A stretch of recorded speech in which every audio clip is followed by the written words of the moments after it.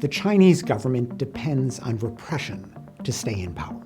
As a result, it views the global defense of human rights as an existential threat. Now, the Chinese people are like everyone else. They want the right to live freely and in dignity.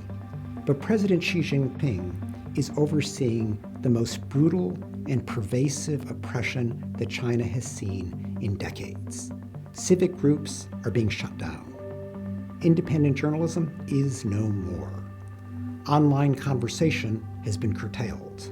Freedom for the people of Hong Kong is being challenged. And for the Uyghurs and other Turkic Muslims of Xinjiang, China has imposed the most intrusive system of surveillance the world has ever seen and has detained 1 million people for forced indoctrination. Now, China is determined to avoid criticism of these deeply disturbing trends.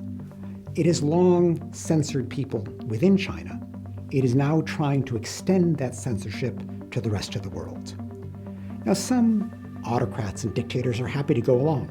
Some powerful governments that could stand up to China have been too divided or distracted.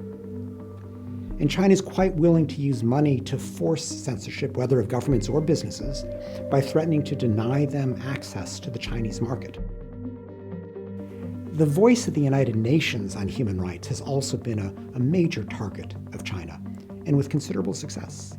At the UN Security Council, China joins up with Russia to block any action on such human rights crises as Syria, Venezuela, and Myanmar.